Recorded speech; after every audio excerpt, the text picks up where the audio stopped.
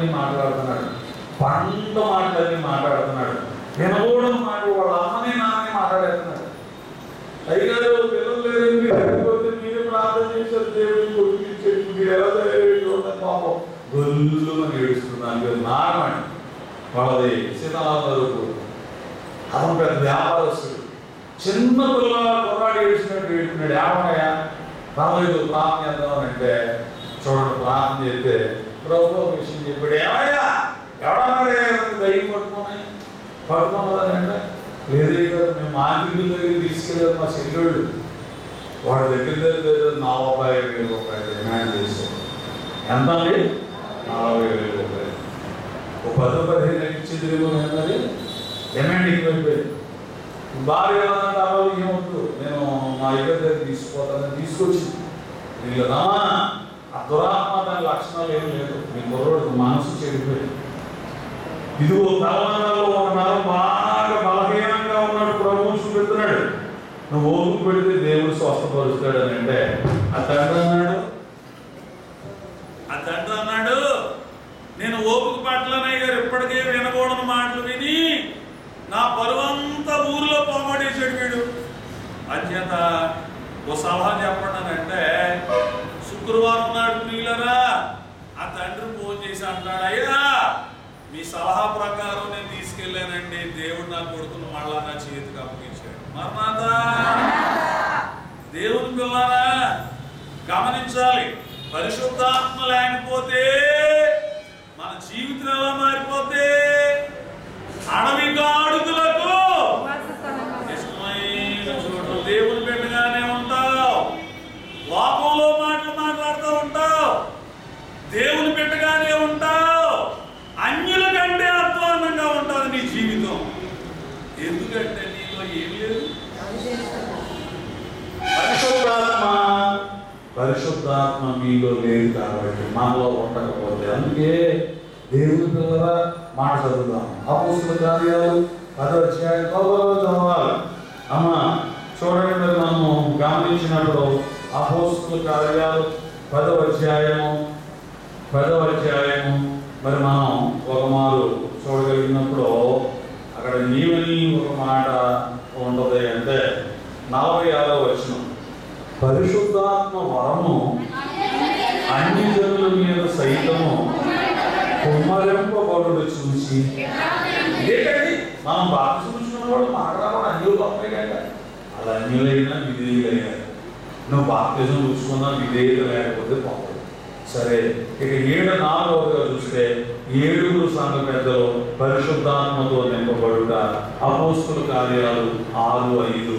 అందులో అపోస్తలుల కార్యాలు 6వ అధ్యాయం త్వరగా ఒకసారి వివరంలోకి వెళ్ళగానే చదువుకుని వెళ్ళిపోవాలి. అపోస్తలుల కార్యాలు 6:5 ఏమన్నది? ఈ మాట జనసమూహం అంతటికి ఇష్టమైన వారు విశ్వాసంతోనూ పరిశుద్ధాత్మతోనూ నింపుకున్న వారైన స్తెఫను, ఫిలిప్పు, ప్రోకారు, నీకానులు, తీమోను, పర్మినాసు, చూడండి అంతియొకయ వాడకు నికోలాస్. చూడండి దేవుని పిల్లల మరి మనం గమనించినట్లయితే నికోలాస్ వీళ్ళందరూ పరిశుద్ధాత్మతో నింపబడ్డవారు. 6వ అధ్యాయం 10వ వచనం కూడా మీరు చూడగలిగితే చూడండి, అక్కడ స్తెఫను పరిశుద్ధాత్మతో నింపబడినట్టుగా, ఆ నింపబడి అనేకులను ఆయన దేవుని తరపు తిరిపినట్టుగా మనందరం కూడా అక్కడ చూడగలుగుతున్నాం. తరువాత పేతురు, యోహానులు, అపోస్తలుల కార్యాలు 8:17. అపోస్తలుల కార్యాలు అప్పుడు పేతురు, యోహాను చేతి ఉంచగా వారందరూ పరిశుద్ధాత్మను పొందిరి. ఎందుకు అంటే వారు పొందిన పరిశుద్ధాత్మ ఎలాంటిది అనేది మనం చూస్తే, అమ్మ 10వ అధ్యాయము 38వ వచనం, అపోస్తలుల కార్యాలు 10:38. త్వరగా చదవండి. చూడండి, ఒక మాట దేవుడు నజరేయుడైన యేసును పరిశుద్ధాత్మతోను శక్తితోను, ఆత్మ బలమే ఇప్పుడు ఎవరిలోకి వచ్చింది? ఏమంటే యేసు ప్రభువులో ఏమున్నది? పరిశుద్ధాత్మ ఉన్నది, అభిషేకం శక్తి ఉన్నది. పరిశుద్ధాత్మతో శక్తితో అభిషేకించబడ్డాడు కాబట్టి ఇప్పుడు ఏమైందంటే అపోస్తులు 10:44 ఆ పేరు ఈ మాట వికసించుచుండగా వారందరి మీదకి పరిశుద్ధాత్మ దిగి వచ్చును. దేవుని పిల్లలారా, మరో మాట కూడా మనం 5:6గా చూస్తే సౌలు విషయంలో దేవుడు కలిగించిన మాట 9వ అధ్యాయం 17వ వచనం. 9వ అధ్యాయము అననీయ అన్నాడు, అమ్మ ఇతను ఒక శిష్యుడు, అపోస్తులైన వారికి ఒక శిష్యుడు. దమస్కులో 10వ వచనం అననీయ అను ఒక శిష్యుడు ఉండేది. చూసారా? ఇప్పుడు మనము 17వ వచనం చదువుతున్నాం. చదవండి, చూడండి ఏమంటున్నారు అక్కడ. ఆ 17వ వచనంలో ఏమన్నాడు? సౌలా, సహోదరుడా, నీకు వచ్చిన మార్గములో నీకు కనబడిన ప్రభువైన యేసు నీవు దృష్టి పొందినట్టు నీవు దృష్టి పొంది పరిశుద్ధాత్మతో నింపబడినట్లు అంటాడు. అననీయని ఎందుకు పంపాడంటే పౌలు దేనితో నింపబడాలి? పరిశుద్ధాత్మతో నింపబడాలి. కాబట్టి ప్రియులారా, ఇక పరిశుద్ధాత్ముడు ఏం చెప్తాడు? 13వ అధ్యాయం అపోస్తుల కార్యాలు 13:4లో మీరు పరిశుద్ధాత్మతో నింపబడిన వారు ఎవరాళ్ళు చూడండి. 13:2లో మనం చూస్తే పౌలు శీల పరిశుద్ధాత్ముడు పిలుస్తాడు. వారు ఉపవాసం చేయుచుండగా పరిశుద్ధాత్మ నేను బర్నబాను సౌలును పిలిచి పని కొరకు వారిని ప్రత్యేకపరచుకున్నప్పుడు ఇప్పుడు వాడు వెళ్ళి ఆ పని చేస్తున్నప్పుడు 4వ అధ్యాయంలో ఏమన్నది? పరిశుద్ధాత్మతో నింపబడిన వారు. 19వ వచనం కూడా చూడండి. అందుకు పౌలనబడిన సౌలు పరిశుద్ధాత్మతో, చూసారండి, వీళ్ళందరూ పరిశుద్ధాత్మతో నింపబడ్డారు, దేవుని కొరకు వాడబడ్డారు. ఈ కడవరి దినాలలో విశ్వాసులుగానే ఉన్నాం. మీ శరీరం శక్తి ఎక్కువగా ఉందా? మీ ఆత్మ శక్తి ఎక్కువగా ఉందా? అమ్మా, ఈ వారంలో అమలాపురం దగ్గరలో పెంతుకొస్తు సభకి వెళ్ళాను. అక్కడ వాకింగ్ చెప్పడానికి వెళ్ళాను. చెప్తే వెళ్తే చుట్టూ వాతావరణం వర్షం, గాలి. వాళ్ళలో ఫోన్ చేశారు, నాయన దేవుడు కాపాడతాడు, మీకు అందులో రానివ్వడు అని చెప్పిన తర్వాత అక్కడ వాకింగ్ చెప్తూ ఉంటే రాత్రి 11:30 వరకు చెప్పిన తర్వాత అక్కడ మాస్టర్ గారు అంటారు, దేవుడు ఈ ఆకాలు రకాలు 3వ రోజు అన్నమాట పరిశుద్ధాత్మతో నింపబడిన ఒక దైవజనుని మన మధ్యకి పెట్టబడి మన సభలకు రాలేదు, మన స్థలానికి రాలేదు, చూడలేదు. కానీ ఓ ప్రవచనం చెప్పారు, మీ స్థలంలో వర్షం కురవదు. ఈ రాత్రి కార్యక్రమం 3 రోజుల్లో 2 రోజుల కంటే బాగా జరుగుతుందని దేవుడు. ఎందుకంటే దేవుని ఆత్మచేత నింపబడి మనము చేయడం వల్ల ప్రియులారా దైవ కార్యాలు ఘనంగా దేవుడు జరిగిస్తాడు. అంచేత ఒక ఆయన వచ్చాడు, ఓ 2వ శనివారం వచ్చాడు, ప్రార్థనలో ఇంటికి పిలిచాడు. ఆయన అంటాడు, ఆయన పాస్ గారు, ఆయన అంటాడు, సార్ ఇక్కడ మీ దేవాలయంలో పరిశుద్ధాత్మ సంచారం చాలా ఎక్కువగా ఉన్నదండి. పరిశుద్ధాత్ముడు సంచరిస్తున్నాడు, చాలా విరివిగా సంచరిస్తున్నాడు. దేవుడు నాకు ఆ విషయాన్ని చూపించాడు. అందుకే ఈ సంఘం ఇలా ఉద్యమడానికి ఒక్కొక్క కార్యాలు తయారు చేయడానికి ప్రియులరా మరి అనేక మంది దైవ సేవకులను తయారు చేయడానికి ఇప్పుడు 100ల సంఖ్యలో సంఘాలు మనం కట్టడానికి నా శక్తి మనం ఉండాలి. జగదేవం ఒక మాట చదివితే సెలవు తీసుకున్నాము, ముగించుకున్నాము. జగదేవంలో దేవుడు చాలా చక్కగా ఆ మాట తెలియపరుస్తున్నాడు. ఏమిటి ఆ మాట? 4వ అధ్యాయం 7వ వచనం చదవండి. ఇది శక్తి చేతనైనను బలం చేతనైనను కాక నా ఆత్మ చేతని. చూసారా? అమ్మా అనేక మంది దైవ సేవకులు తయారవుతున్నారు. ఇప్పుడు మనకు ఇంచుమించు మాట్లాడుతున్న ఈ ఒలివల మందిరం కట్టాక 200లకు పైగా సంఘాలు దేవుని ఇచ్చారు. ఈ వందలాది సంఘాలు దేవుని పిల్లలరా మరి ఏర్పరచబడ్డాయంటే ఆ వాక్యం చదివిన శక్తి చేత మాట్లాడాలి, బలం చేత కాదు, దేని వల్ల ఆ ఆత్మ చేత నిలిచబడింది.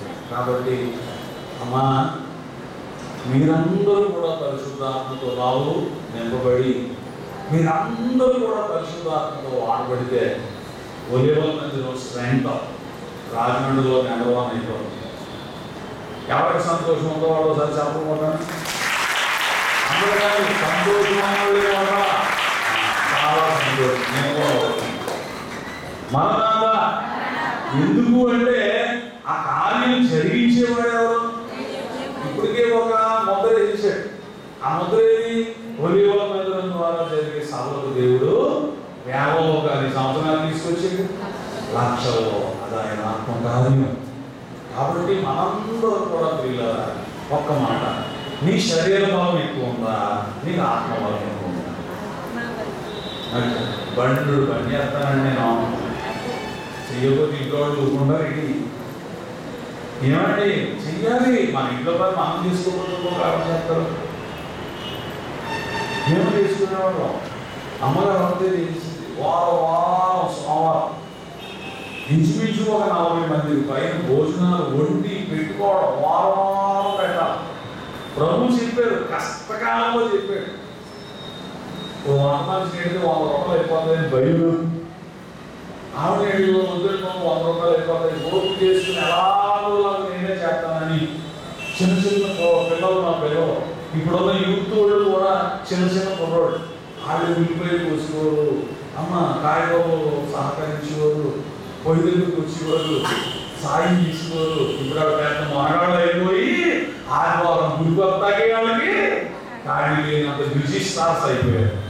అప్పుడా గుడెట్టుకుని వస్తావో వదిలేవారు కాదు. అలా చేయబట్టి అలా ఆశీర్వదించే దేవుడు. అది ఇంకా హత్తుకుని ఉంటే ఇంకా దేవుడు దీవిస్తాడు. మరణ చూసారా ప్రియులరా, గమనించండి, మీ శరీర బలం ఎక్కువ, ఆత్మ బలం ఎక్కువ. నన్ను అడిగితే నేను చెప్పేస్తాను. నా శరీర బలం గురించి అడిగేదనుకో నేను ఒకటే మాట చెప్తాను, మీకు కనబడుతున్నాను కానీ ఇంకెందుకు. నా శరీర బలం ఎక్కువ తక్కువ? నాకు ఓపిక ఎక్కువ. శరీర బలం ఏంటి అంటే బలము లేని శరీరం తగ్గుతున్నాం, శరీరంలో శక్తి తగ్గుతుంది, బలహీనతలు పెరుగుతున్నాయి. ఇంకా రానగలిగిన దేవుడు బలం తగ్గిస్తుంది కానీ బలహీనతతో మాత్రం దేవుడు ఇంకా చూడలేదు. కానీ చెప్పండి, ఆత్మబలం దేవుడు పుష్కలంగా ఇచ్చాడు. మరణాత అందుకే యావలో చేయలేని ప్రయాణాలు, యావలో వెళ్ళలేని ప్రాంతాలకు బైబిల్ మిషన్లో దేవుడు మనకే ఇచ్చిన ఒక ఆధిక్యత ఏంటంటే అన్ని మిషన్ల వారి సభలకు వెళ్ళి వాక్యం చెప్పే ప్రత్యేక దేవుడు మనకే ఇచ్చాడన్నమాట. పెంతెకోస్తోడు పిలుస్తారు, బ్యాప్టిస్టోడు పిలుస్తారు, ఇండిపెండెంట్ వాడు పిలుస్తారు, ఫెలోషిప్ వాడు పిలుస్తారు. వాళ్ళందరూ మీటింగులకు వెళ్ళి వాక్యం చెప్పగలుగుతున్నాం. ఆయన పక్కా బైబిల్ మిషన్ కదా.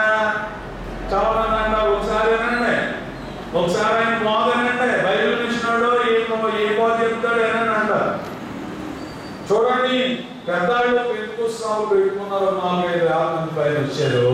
2 వాక్యాలు చెప్పమన్నారు, 2 ప్రసంగాలు అక్కడ చెప్పారు ఫిబ్రవరి నెలలో. వీళ్ళరా ఇప్పుడు ఇండిపెండెంట్లు పెంతెకోస్తోళ్ళు మా సభలకు రావాలని ఒత్తిడి ఎక్కువైపోయింది. నేనేం చేస్తానంటే వారంలో చూడండి మంగళ బుధ గురు శని 10 రోజులు, వారంలో 6 రోజులు ఉన్నాయి, ఆదివారం తీసేయి. 5 రోజులు బైబిల్ మిషన్ కోటాలకు వెళ్తే 1 రోజు బైబిల్ మిషన్ వాళ్ళు కేటాయించాను అన్నమాట. 5 రోజులు బైబిల్ మిషన్. ఆ 1 రోజు ఎందుకంటే ఇప్పుడు మనం చెప్పి బోధ ఎవరిదే అమ్మ, బోధ ఎవరిదే? బైబిల్ మిషన్ బోధ. ఏకాంత స్థలము పెంతెకోస్తు కూడా పాట పాడుతూ ఉంటే అలా చప్పుడు పోయి పాడుతున్నారు. మనం కూడా పాడినంత చక్కగా పాడుతున్నారు ఆవిడ కూడా. ఆమేన్ ఆమేన్ హల్లెలూయా. విగ్రహం కావాలి కదా, ఎంత సులువుగా పాడతాను నేను. పాడి మహామరంగా పాడతాను. ఆమేన్ ఆమేన్ హల్లెలూయా, ఆమేన్ ఆమేన్ హల్లెలూయా. చూడండి, ఈ స్వరానికి ఆ మాటకి ఆ దాటికి ఎలా ఉంటుందంటే రెండు చేతులు గాలిలో లేచిపోతాయి అన్నమాట. చూడండి, కూర్చున్న వాళ్ళు కూడా లేచిపోతారు. నిలబెట్టేద్దాను 50 నిమిషాలు నాలుగు ఒకేసారి వెళ్తున్నాను. విన్నారండి? ఆమేన్ ఆమేన్ హల్లెలూయా 50 సార్లు పాడేస్తాను. ఒకసారి లేచి నిలబడండి. దేవుడు ఆత్మతో నన్ను నింపాలి గడిలో అనుకున్న సహోదరుడు సహోదరి ఎవరైనా ఉంటే దయచేసి మీరు ఒకసారి లేచి మీ రెండు చేతులు పైకెత్తి దేవుడిని స్తుతించాలి.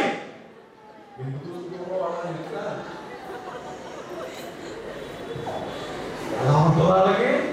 సలా సలా సలా. ఏం రాజు, ఎలా ఉంటుంది వాళ్ళకి?